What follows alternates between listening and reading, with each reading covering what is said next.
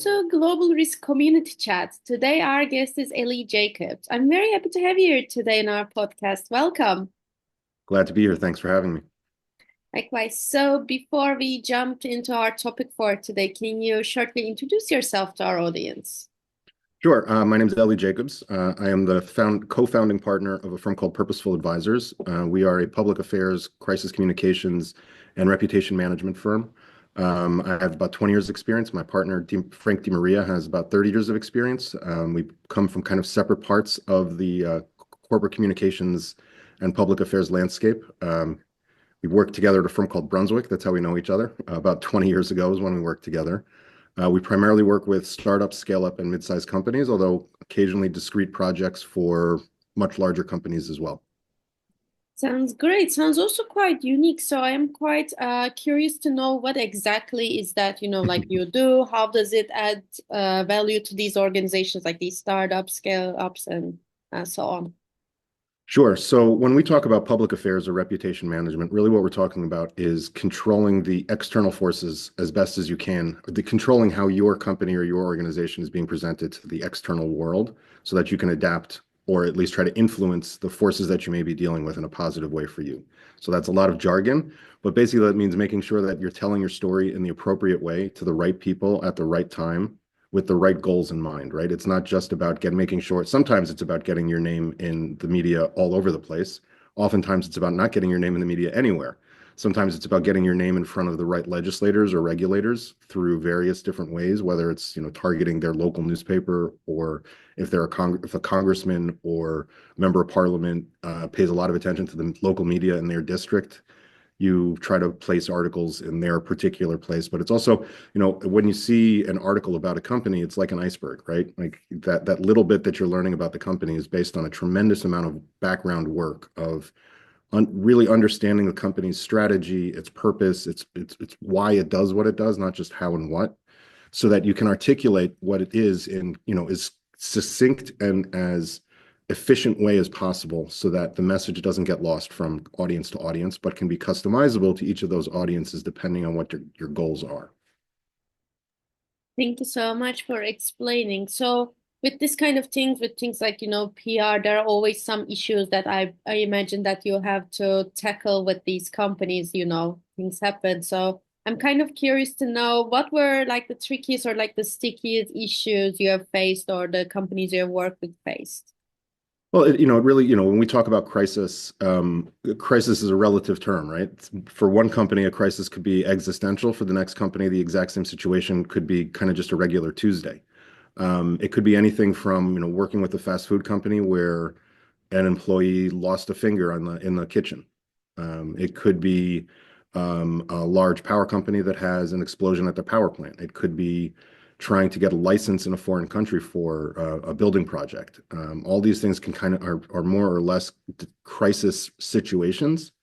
But what we try to do with companies when we think about reputation and public reputation and reputational risks, we look at that as sort of a gradient of three different things: risks, issues, and crises. And while they're interrelated, they are distinct. So a good analogy is there are risks associated with drinking alcohol.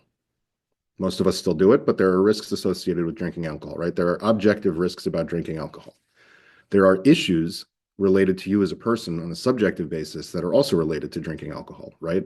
Let's say you become alcohol dependent, or you become sick every time you drink alcohol, or you develop problems with your liver, right? Those are all subjective issues that you're dealing with. And then a crisis is when you have liver failure or you're caught drunk driving. Those are things that, again, are predictable results of the risks that you're taking. Maybe not preventable, hopefully preventable, but maybe not preventable. Another example would be air travel. There are risks with air travel. There are issues associated with air travel also, right? You're flying into a storm. The pilot didn't have a great night.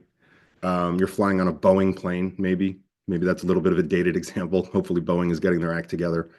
And then there are crises, right? An engine goes out, a door blows off.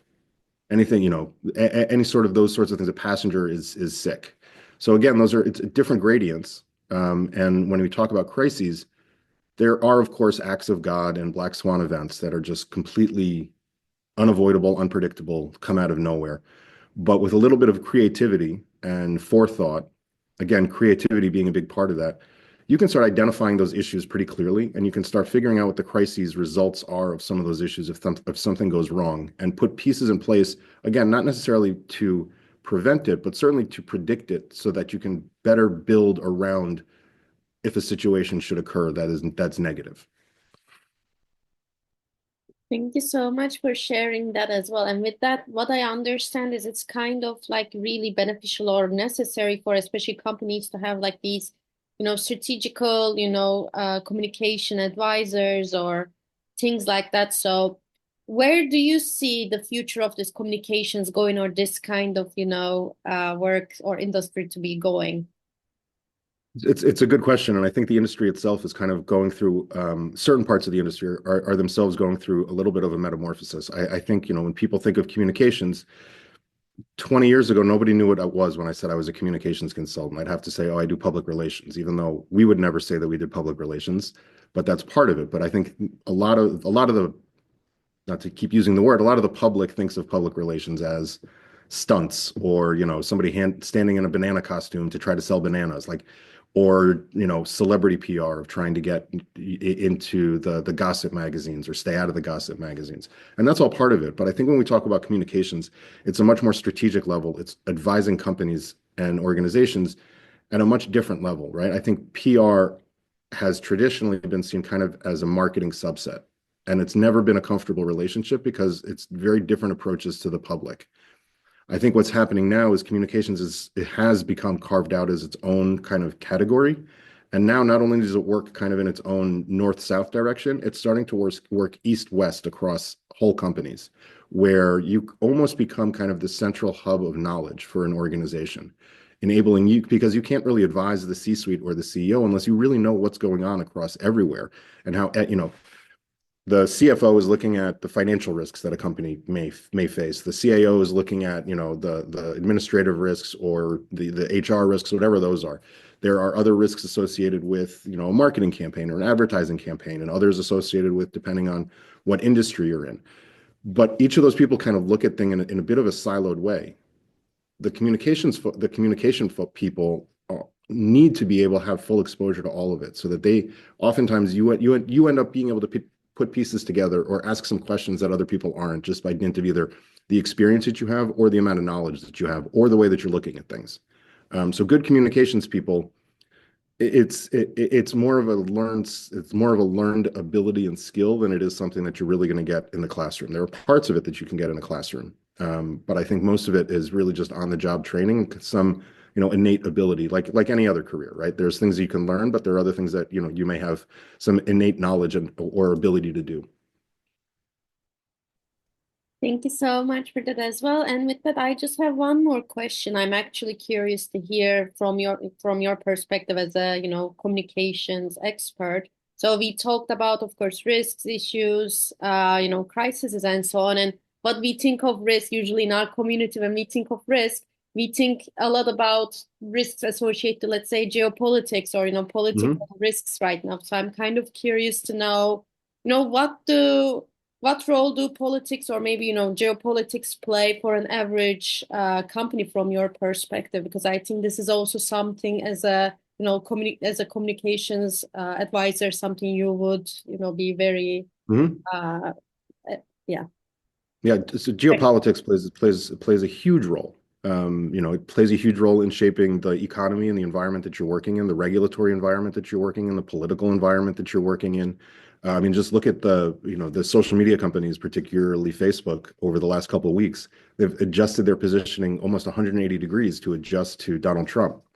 Um, Many companies are having to adjust drastically around, EU regulations over the last few years. The shift suddenly from everybody was into ESG and DEI to nobody being into it.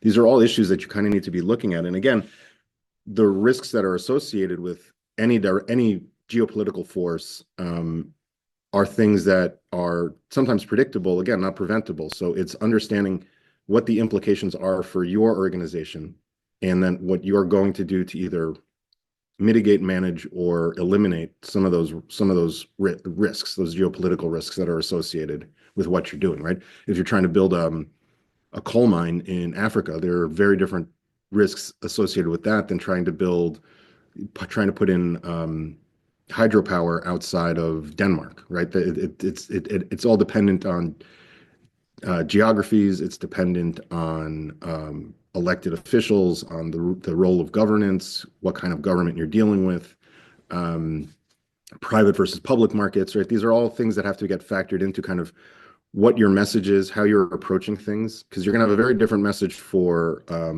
a totalitarian government than you are for democracy. You're going to have a very different message in a highly regulated state than in a less regulated state. And it's understanding kind of what your core reason for what you're doing, why you're doing it, understanding how to talk about it, understanding how to put pieces in place to avoid some of those geopolitical factors, right? I'm looking at the current global risk landscape from the World Economic Forum came out, right? So the first one is state-based armed conflict.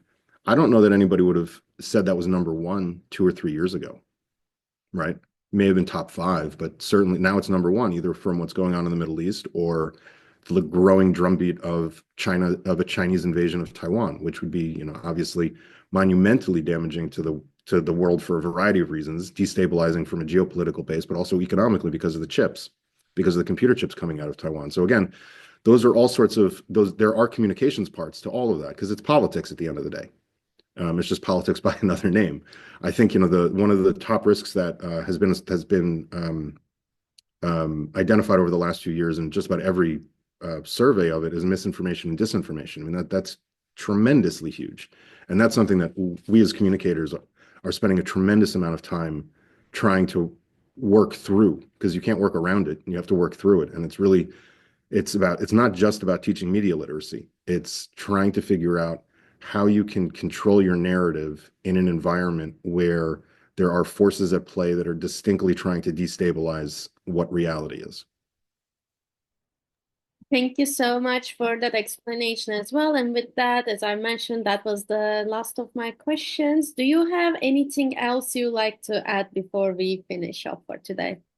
I would just say, I know your audience is kind of comes from risk from a little bit of a different perspective than I do. I would say that they're very interrelated.